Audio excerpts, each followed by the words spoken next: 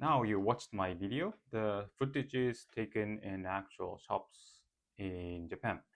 So I would like to review some of the points you saw in the video and try to explain the actual situation and the background and so on. So first thing that I showed in the video is the POP, point of purchase materials. So there are a lot of card like this big is shown on the shelves. So that probably you notice that you face the shelf, and then when suppose you had a shelf like this angle, and then the cards are facing like this 90 degrees. So there, this is the point. So when you walk down the corridor, and then you can easily notice this.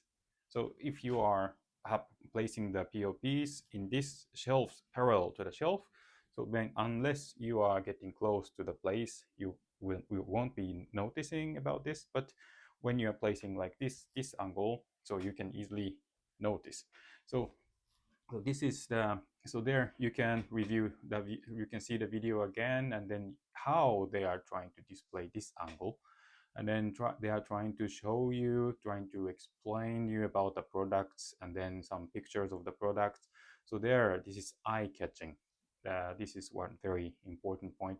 So many of you know that something making the difference crucially in the retail shop is that whether you can make customers take your products or not, or before that even whether he's stopping at the products that you want to sell or not.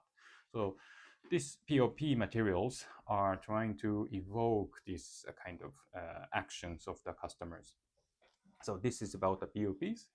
And then the next point is that organization of the shop, or the how this is the shelving is made. So you can clearly notice that this shop is very neat and very cleanly organized.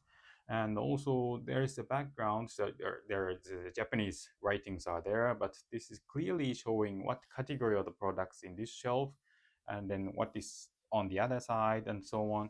So there, people or the customers can easily recognize where he can find what he or she is looking for. And also you can notice that the corridor is very clear and clean. So this is giving shopping experience, very good one.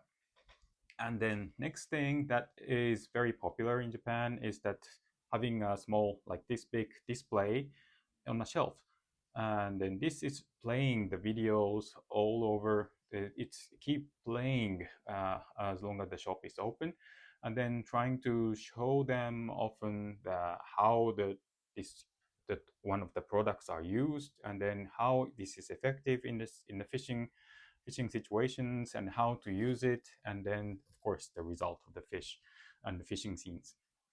So these are working as a kind of virtual store sellers. So there, in the past, in many shop people trying to explain how good the product is, and then they make a recommendation to the customers or visitors, and then they are convinced, and then they take the products to the cashier and pay money for that. But now we are in Japan, the stores are more and more trying to make the higher efficiency of making a turnover. So this is video presentation is working very good. So people are standing in front of the video or this small display and watching the video, and then this video screen is a kind of virtual seller of the products. And from the business point of view, some of these displays are provided by the suppliers. Suppliers means that sometimes the manufacturer or the brand holders and so on. So they are providing them and asking these stores to place these POP or video materials, and then they will keep playing, and they are trying to promote their products. So this is about the video presentation in the shop. And then next point I would like to mention is that, so this in other countries, it seems they are not so much focusing on that, is that end of shelf. And then in some countries, you can call it end cap of the shelf. So there you have the shelf there, and then there's a one end of the shelf. So in Japan, most of the shops has this, okay, corridor is there, shelves are there, and then there are two faces. So they intentionally use these faces to present what they would like to sell. So this, in their understanding, this place is very effective places that people or customers are tend to stop walking and then trying to get something, and easily they can these end of shelves can grasp the attention of the customers.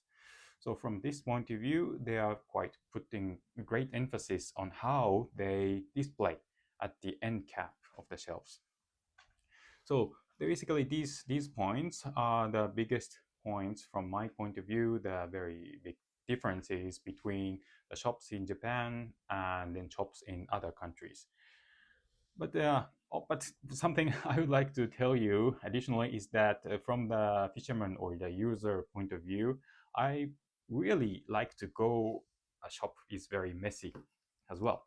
So yeah, it's in a way it's good to have a organized, well organized, clean shop. But sometimes this is very interesting to go to the shop and then trying to look for something you really want to want to see, and it's quite likely that you can find something new in such shops. And I know in some countries or any countries, not so many shops, but then there are some shops presenting such products, a huge amount of products in the shop. And then they are quite messy, but it's fun to be there. And these such shops I personally like. So, and in Japan, there are such shops. But in general, we are trying to be more and more effective in the turn of the sales. So in a big trend, so these messy shops are decreasing, but we have to be careful that we are in the leisure industry, and this is important to have fun in shopping as well.